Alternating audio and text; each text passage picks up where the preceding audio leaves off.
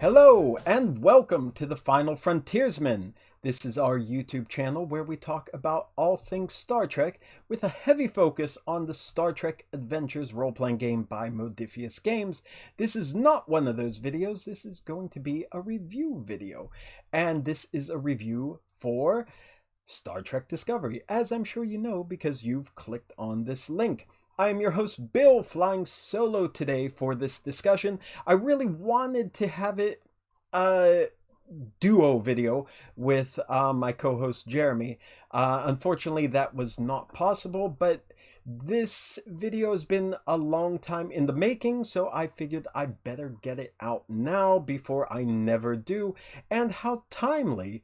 If we would have put it out when we originally wanted to, it would have been before the huge news announcement that came not too long ago that the upcoming, now delayed to next year, Star Trek Discovery Season 5 is going to be the final season for the show. Some of you are probably sad, some of you are probably ecstatic, and that's kind of what I want to talk about and the reason why I am doing this review video. Now, if you've never seen one of our reviews or any of the videos on this channel, we usually use an alert system for anything we want to point out. We have our yellow alert. Where are you at, yellow alert? We have our yellow alert, which is things that we want to draw attention to, things that maybe not huge, but we think are important enough that might lead you down a different rabbit hole or maybe grab your attention for one reason or another. We have our red alerts for the things that we believe are really great, really strong, really big, really important for whatever we are reviewing, and we want to make sure that those points are well stated and brought to your attention. And the final and very, very rarely used is and appropriate for Star Trek Discovery, the black alert. This is the thing that changes up what we know, what we currently think. It takes things in an entirely different direction, and it may be a new, I don't know, standard, sets a new standard, or just blows something out of the water. It's the groundbreaking things that rarely come up, but are sometimes so important that when we see it, it needs to be a step above red alert. So that's the black alert. So as we go through this video, or since I'm doing this alone, as I go through this video, there might be some of these alerts. Now, I'm just going to address the Nausicaan in the room here. I know Star Trek Discovery is a very divisive series, and I mentioned this briefly in my review. Am I going to put a picture up? Who knows? For the Star Trek Discovery campaign guide for Star Trek Adventures role-playing game. And in that review, I said, perhaps I'll do a review of Discovery itself, but I wasn't sure. Because if you know me, if you've spoken to me about Discovery since it was released, it will come as no surprise to you that I do not consider myself a fan of this series. Now, if you do know me, and odds are you do because you're watching me and nobody else watches me but the people who know me, but if you do know me, what will surprise you, what will stand out and shock you is I like Discovery now. And okay, I know by saying that, by saying both of those things, there is now currently nobody watching me because, again, Discovery is so divisive. Anything positive I'm going to say about it is going to immediately have the people who hate Discovery turn this video off, and anything negative I say about it is going to have all the people who are pro-Discovery turn me off. So when I was talking about this video to Jeremy, who we were going to do the video together, the idea was, this is going to be, there's something for everyone in this video. But in fact, the more I think about it, there's something for no one in this video, because it's such a polarizing show that no matter which side I take, and since I have points on both sides, on the opposite side, I know you're just going to switch off. But that's okay. That's not going to bother me because nobody watches the videos anyhow. So, hey, we jumped the gun there to save you time from clicking away. You never even clicked in. So, that's not going to stop me. I'm going to go through. I'm going to try be brief. That never happens. I'm going to try be brief about my points, especially since I do not have my co-host to talk to about it. Odds are I'm going to put videos on down in the corner and my hands off screen. I should just use this hand. About the series or what I'm talking about, like I did with our other series reviews. We'll find out if I'm clever enough to do that on my new computer. But first of all, I want to make a couple points, then I want to do pros, I want to do cons, and then I just want to sum things up. But I wanted to get this video out, especially now that it's known that Discovery is being canceled. And the reason why I want to get this out is I think there's a lot that has been said about Discovery, both good and both bad, that maybe, to me especially, it didn't give me the full picture of what I was in store for. So I want to make a video to hopefully clear things up for some people who may have had their opinions muddled like mine was for quite a long time, and to hopefully get you prepared to know what's in store for season 5. And if you like season 5, maybe, or you like the Discovery series, maybe you could watch season 5 from a different perspective to see why people who didn't like it don't like it without the hate mongering, and I'm going to address that shortly. And for those of you who really don't like Discovery or didn't give it a chance and don't want to give it a chance, I'm hoping this might make you rethink that position. And the reason being is I watched, again, I said I'm going to try and make this brief, and I am never brief, but here we go. I watched season 1 when it first when it first came out on Netflix. I don't know where it was in the US, but here in Japan it was Netflix, and I watched every episode as it was coming out. I was looking forward to it. When I heard there was going to be a new Star Trek series, I was ecstatic. I've been waiting, over a decade for it? How long was it? I didn't even watch Enterprise the whole way through, so it was really well over a decade since I saw a Star Trek series. So I was really eager. I was really looking forward to it. Plus, I mean, you have Michelle Yeoh. I mean, she's huge now, but I mean, back then she was huge to me. So I was thrilled that she was going to be in. Sonequa Martin Green, I believe is her name. Sometimes my dyslexia makes me say names in reverse, but let's hope that's her. She also, I was a huge fan of hers on The Walking Dead, so I'm okay, here we go. We got a good cast. We got people I want to see. We got new Star Trek. Let's do it. Now, I watched it week by week as the episodes were coming out, and there's an older man I was working with at the time. He's also a Star Trek fan, but he didn't have Netflix, so he couldn't watch it. So he would ask me, like, how is the new show? How is it?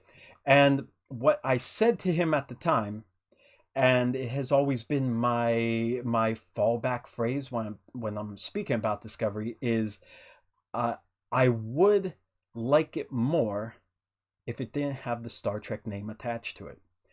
I thought it was good sci-fi. I thought it was fun sci-fi, but every week it just kept nagging to me that this doesn't match what's in my head as Star Trek.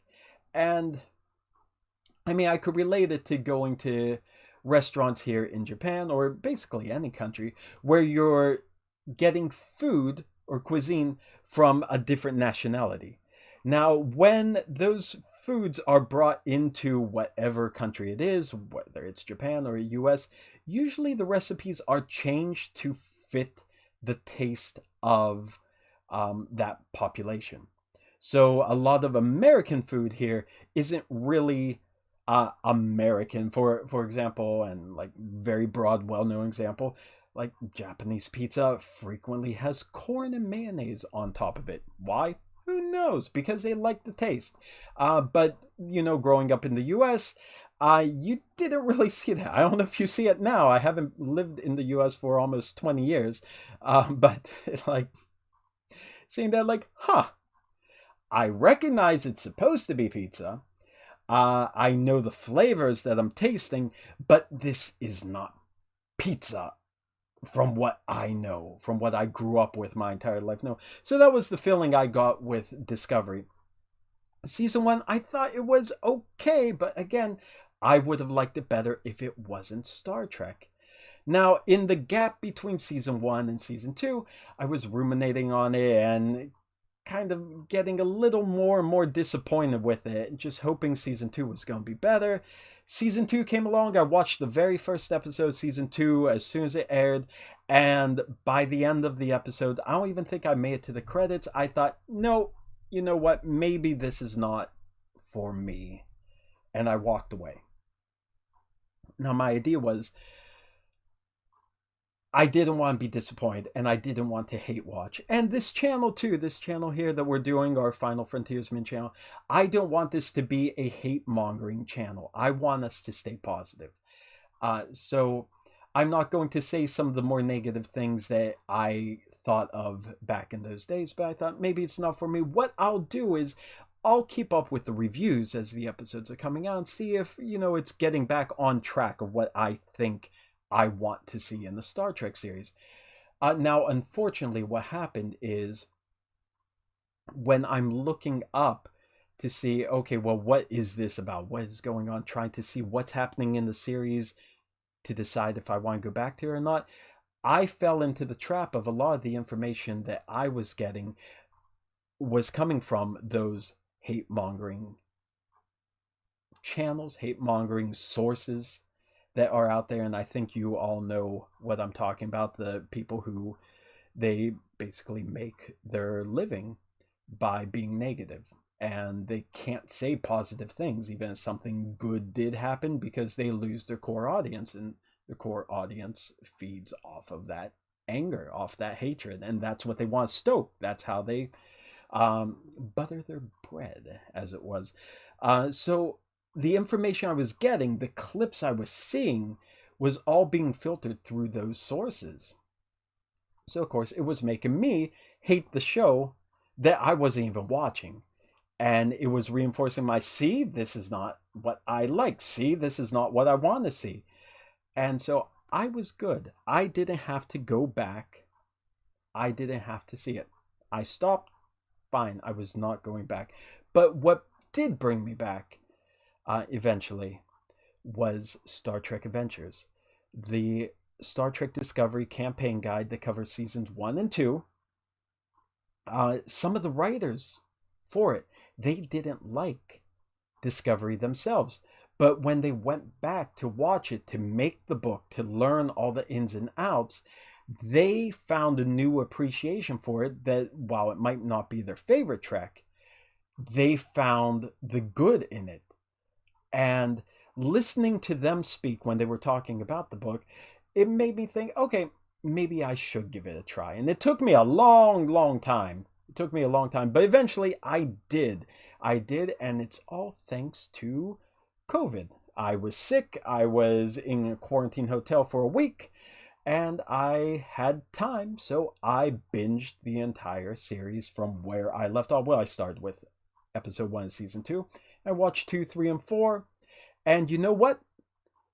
By the end, I liked it. It's still not my favorite, but I liked it. And that is what I want to get into. And I would say that it gets better after the time jump. A lot of the complaints I had from season 1, a lot of the complaints that I had or that I didn't really care about as season 2 went along and I'm watching it, that all turns around for me once they go into the future. And I think what's important is the series, it wanted to tell stories that didn't fit in with the time period they set it in. And I'm not sure why they put it there. I don't know if it was an executive decision, a creative decision, whatever the reason was. I think the stories that the writers wanted to tell were not suitable for that time without really warping or breaking what we fans have known for half a century as being the lore or just what that period of time should look like. So I think when they got that blank slate to go into the future and they were free to tell any story they wanted, that helps the series a lot, in my opinion. I know a lot of people are reverse. They say they like the first 2 seasons, they hate the future. It's a matter of opinion. But for me, I think it really serves the series well once they get that freedom, once they're detached from current established lore that we all pretty much know like the back of our hands. So, and the other point I want to make, though, again, going through like having all those channels doing it, that made me hate it. Though those negative channels, the ones that I say hate mongering because I really don't know what else to call it, they are, at least the ones I saw, I'm saying they are exaggerating. And a lot of the scenes that they showed that annoyed me, that angered me back in that time, they weren't represented in an honest context. Because when those scenes finally came up and I finally saw them, the ones that were riling me up for years, when they finally came up as I'm watching the series, it was so much different seeing it in its real context. Not all of it. There's still some things, and there's plenty of complaints to be made. And there's still some things that I watch and like, yeah, that's just as bad as it was. But a majority of the things that they made look really bad, really awkward, really dumb, it didn't happen that way. It was not framed that way. In the full context that I saw in the series, it was much better. Okay, with that out of the way, let me go through my pros and cons, hopefully quickly. I want to tell you the things I like. Let's start with the pros because we want to be positive here, and I'm saying too many negative things already. So let's go with the pros, and you know what I'm going to do for my first pro? I'm giving an alert. What alert am I giving this? I am giving a rare, bam, black alert. And the reason why, and this needs to be said, it's the rare alert, but this needs to be said. First massive pro, Doug Jones. My word. If you know who he is, you already know why he is deserving of the highest level of alert that we have on this channel. Doug Jones, he plays Saru. I always have to be careful because I want to say it like it's a Japanese word because it looks like a Japanese word and it means monkey in Japanese, and he's not a monkey, so I want to make sure I don't say it with Japanese pronunciation. Saru. He plays Saru, one of the best new characters in the Star Trek franchise. New alien, Kelpian. The thing with Doug Jones, you've probably seen him in The Shape of Water, Hellboy, I think Pan's Labyrinth, like so many. He's the creature. He's always playing creature, and he is good with animatronics. He is very expressive. The reason why it's a black alert is his performance is so nuanced. He feels as Saru, am I saying that right? He feels honestly like an actual alien. For the first time, it doesn't look like a guy with a funny forehead. He moves, acts, responds. His whole mannerisms feel natural and alien. And it is so good. He raises the bar of the show, even when I didn't like it, even when I wasn't big on it. And watching season 1, I was enthralled by his performance, scene after scene after scene. And when I came back and finished the series up to the end of season 4, my respect for him only deepened. He created the first truly alien character in Star Trek. So Doug Jones, not even Saru, but Doug Jones himself, he earns the Black Alert. Amazing job. And watching his performance is well worth the trip through Discovery on its own. So bravo, Doug Jones. Love the guy, love the actor, love seeing him. Love it when he's out of the makeup too, and that you get the glimpses of his real face too. So I'm glad they do that sometimes. But yeah, honest to God. Okay, my next pro. Let me look at my notes. Oh yeah, next pro is, at least for the first two seasons, it does flesh out that time period between Enterprise and the original series. So it gives you a little more glimpse of what things looked like in that interim period, what the different kind of starships looked like at the time before the Constitution started rolling out, what the uniforms looked like, what the state of the galaxy was. We get a new Klingon war that, for better or worse, that gives a little more rich storytelling for that period that nobody knew about before. Next pro is, I'd say, honestly, it gave us something new. I mean, instead of rehashing things that we've seen in Star Trek again and again, it gave us a new setting. It gave us a new means of transportation with the mycelial network.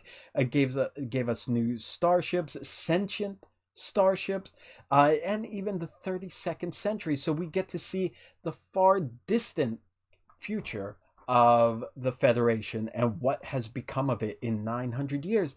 So it gives us a lot of fresh material to work with, and especially as a role player in the Star Trek Adventures role-playing game, that is gold. To get so much to add to our sandbox to do what we want. If you're creative, if you like storytelling, if you like role playing, if you like any of those things, if you like running around in your backyard playing Star Trek with your friends, you now have an image of two different points in time that we knew nothing about before. So it gives us something fresh. Same thing, new species, and even more airtime for old species we've known or we've heard about, but we really haven't seen before. So it elaborates again, it deepens some of the lore that we already knew or we never knew about the Star Trek universe. So again, it's very good for creative purposes or for people like us, the Star Trek fans, the Trekkies, who really like to study all the ins and outs of the universe. Now, I'd say the cast is fun. I like the actors. I like the characters, particularly, my God, I can't talk. There, Reno, always fun watching her. Kolber, Stamets, Detmer, they all have unique traits. They all have unique, distinct personalities. They're very good. Now, by the end of the series, I liked almost all the characters. There's still one or two, I'm not going to mention them, that I really don't care for at all. But even ones I didn't like in season one, by season four, I love the characters. So the series does improve, in my opinion, as the seasons go on, as they get comfortable with the characters. And I think that's true of every single Star Trek series. The first season, the first two seasons are when the actors are finding who they are. Same here. By the time we get to season four, they are comfortable. They know exactly who they are playing, and it works. It comes out. And I think the last pro I'm going to give is for the storytelling, but not just the storytelling, because, like I said, there are problems. But I'm giving a red alert for season 4 in particular, and a little more focus, season 4 episode 12. It is one of the most Star Trek episodes I've seen in any series, where it really has that sense of discovery and adventure and understanding and science and reason and all the things that I feel are part of great Trek episodes. Season 4 episode 12 has that in it. I don't want to spoil anything, but I want to say season 4, the storytelling, there's a new alien species, vastly different from what anyone has encountered. So communication with them is tricky. They don't know how to do it. So using the science at trying to figure out how do you communicate with a species that doesn't communicate like we do, doesn't communicate verbally, is on a completely different level. And how they resolve it as the season goes on, and especially culminating in a big episode, episode 12. Really good storytelling, good on point Star Trek that I think classic fans who gripe like I did about these serialized stories that they told before, I think they would like this season, or at least that aspect of the season. So that is my red alert. Some good stuff there in season 4. For me, again, everyone has an opinion, everyone has different tastes. I felt season 4 was really back on track because it felt like Star Trek in the 32nd century. We're getting something new. So, like that. With that said, as Austin Powers, I believe, said in Goldmember, I do have cons. I do have some gripes. I don't want to dwell on them. I don't want to again be negative, but they do need to be said. And now, just as I started with the black alert for Doug Jones, starting with the big pro, I'm going to start with the biggest con. No alert, not even giving a soapbox alert here. I hope I'm not going to go on the soapbox rant, but sadly, I'll say the biggest con for me in Star Trek Discovery, and here's where I lose half the audience that stayed. The biggest con for me is Michael Burnham, the star of the show. Yeah, the main character of the show, not the stars. Sonequa Martin Green, gosh, am I saying that right? Is the star of the show. Michael Burnham, lead character, literally lead character, because the show is less an ensemble than any of the other Trek shows. It all focuses on her. She's the lead character, and for me, she is the weakest part of Star Trek Discovery. And the reason why is, well, let me just say, when I was watching it, especially season 1, season 2, I thought I didn't like the character. I took my break, didn't watch it for years. I thought I didn't like Michael Burnham. But then when I came back and I finished the series, I realized I do like the character. I like her. I like the way she's portrayed. Again, Sonequa, great actress. She does a marvelous job. I like Michael Burnham, but it doesn't stop her from being the biggest flaw of Star Trek Discovery. And the reason is because 99% of the time, not always in season 4, thank goodness, which is again one of the reasons why it's raised up, but 99% of the time, she is the sole solution for every single problem in the galaxy, from the most mundane to the things that change the fabric of time and space. Only she has the solutions. And the problem with that is, I think what the goal is they want Michael to look exceptional. But to me, it has the complete opposite effect. She looks and behaves and gives the solutions like we expect from a well-trained Starfleet officer. She finds the solutions that any crew member from nearly any of the series, TNG era and beyond, because, you know, TOS was in a different whole social state of mind. It was a very different type of TV show. But from the TNG era on, basically any character would be able to come up with those solutions and save the day or solve the problem. Now, what happens when Michael's the only one having these solutions? It makes her not look exceptional. It makes the rest of the crew look like they are less competent. And I don't think that's fair to them.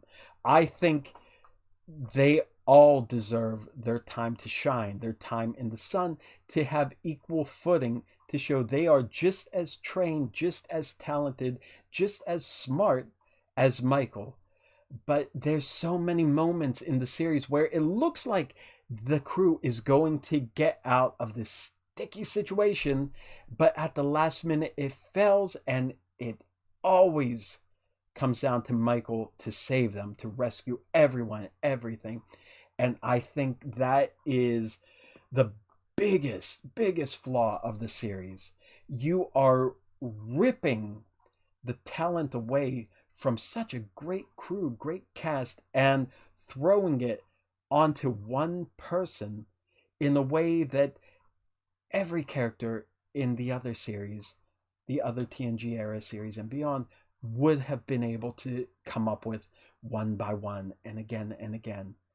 And I think it's a disservice to the cast, including Sonequa. I think it's a disservice to her because it's drawing way too much negativity. It's drawing too much of that disappointment towards her, and she's doing a marvelous job as the character, and the character is likable. Don't believe all those crying videos the hate mongers are trying to show you.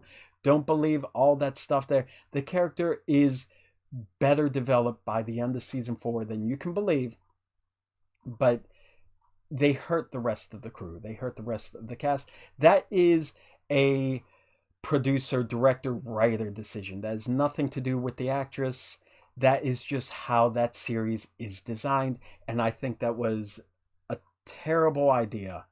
So, huge con for me right there. Michael Burnham, but it has absolutely nothing to do with the character herself or the actress. It's how the show presented her. Now, the next con is also a pretty big one. Season 3 I thought was exciting. We see the Federation, 32nd century, an era we never saw before. And now there's a mystery, there's a problem. They can't use warp, really. Most of the dilithium in the galaxy is gone. The Burn was the name of the event, and it was quite a mystery to solve. And sadly, the way it's resolved is, well, very bad. It's disappointing. It's a letdown. It is so anticlimactic and illogical. And of all the ways it could have happened, of all the ways they could have come up to explain it, they managed to find quite possibly the worst way to resolve it. So, I mean, bravo to them, because, I mean, that was like a 1 in a million shot, and they got it. So that really took the wind out of my sails in season 3, where I was really hyped and enjoying the new direction of the series.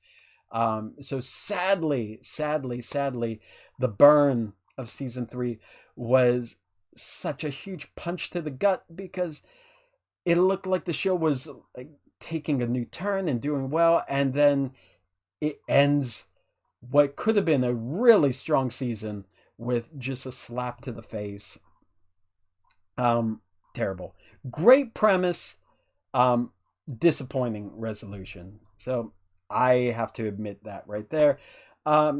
Other cons I'll say is the series does have a lot of good messages. Again, a lot of the negative channels try to harp on it being preachy, which it's not. Again, it's not being represented fairly or honestly on those channels. But the series does have a lot of great messages, but they are sometimes handled very sloppily, very clumsily, that gives bait for those negative channels to jump on it and harp about it. And all it takes is a few rabble rousers like that, and it just keeps this snowball of hatred going. And that's unfortunate, because they do have the same messages you find in all the Star Trek series. I just think a lot of the execution is done too poorly, where it feels forced, it doesn't feel natural, it doesn't feel like they're making a logical point about it. It feels like they're stopping, looking at the camera, and saying, here's my point. And I think that takes, especially us who have grown up with the older Trek, where it's like you see the allegory, you see what they're getting at in the story, and you're reflecting on it. It's a little too heavy-handed that it feels like you're stepping out of the episode. So unfortunately for that, because the message needs to be heard, it just needs to be expressed in a better, cleaner, smoother way. Sometimes they do. Sometimes it's great, and you're going on like, yeah, I get that. I see what you're saying. That is great. That's great. Yeah, that's a perfect analogy. But then there are those heavy-handed times where it's like you're being too on the nose. You're stepping out of the plot. You're stepping out of the character. You're breaking the fourth wall almost in making your point, and it feels too try hard. So apology for that. The earlier seasons, NextCon has a lot of illogical canon breaking moments, and everyone's like, what is canon? Canon's whatever the writers want it to be. Yes, indeed. But if we accept that fact for everything, then what's the point of even caring? What's the point of even being a fan? What's the point for those of us who care? Why don't we just have the Enterprise show up in one episode as the 1702? Because they like that number today. And then the next episode's back to the 1. And then the next episode's all zeros. Because canon could be whatever the writers want it to be. But it should have a logical flow. It should connect in a reasonable way. Or at least an easily like, oh, okay, yeah, I guess that makes sense. Kind of way that you could just brush it off. But some of the stuff they do, especially in the earlier years, are just way too much corn and mayonnaise on pizza. That's all I have to say. Just a couple specific examples, maybe. I'll say, and these are ones that negative channels have brought up, and I'll say I can agree with. I'll say Michael's mother. She is way too much a part of everything in every century, and it just doesn't feel logical. It's just a way to put her in there. So like, no.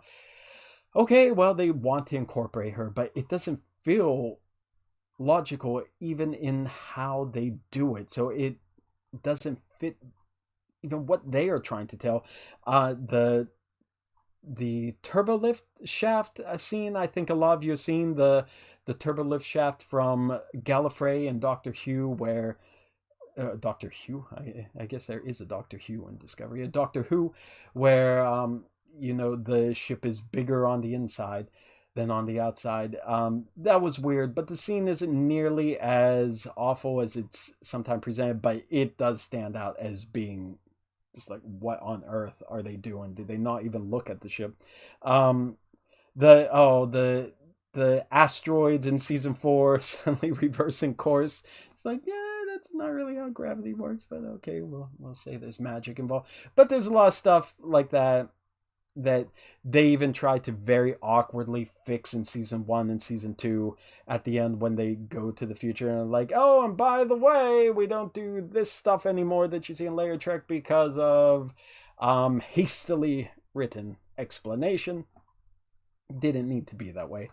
And I'll say the last con, not necessarily the smallest, but the last con is they really lack, especially in the early years, they lack using the supporting cast. Again, it's mostly the Michael Burnham show. There's a lot of great characters who don't get to shine, many of them, until season 3, maybe even season 4. You get bits and pieces in season 2, but really, they did a very poor job for a lot of the cast who I believe they deserve a lot more screen time. They deserve a lot better representation.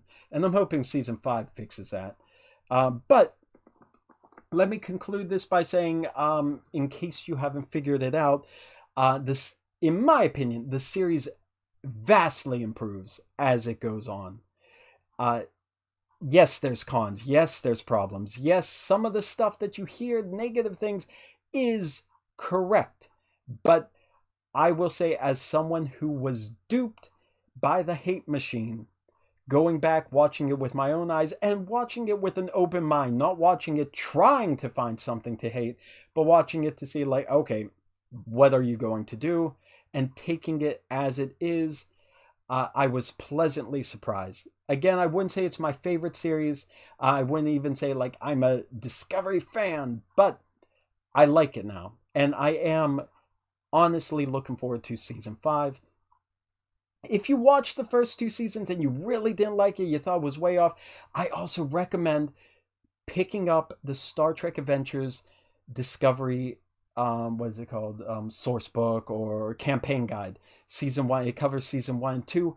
The way the writers of Star Trek Adventures, for that book in particular, the way they explain the events and they phrase the events and the concepts that we see in those first 2 seasons, they do it in such a professional and efficient way that as you're reading it, or at least I can say as I was reading it, I'm like, this sounds good. But I watched it and I don't remember it being that good. Honestly, they have an expert way of putting things in perspective in the larger, grander Star Trek universe. That as you're reading it, like, oh yeah, okay, I get it now. Yeah, it makes sense. Seeing it like it's a history book almost of how those events honestly fit into what we know, it really changed my view on those early seasons. But honestly, for me, once they get to the future, season 3, it just goes up and up, save for the burn, the conclusion for the burn. But yeah, I recommend if you started Discovery and didn't like it, give it a shot. Give it another shot, going with an open mind. Check out that Discovery campaign guide if you need a pep talk.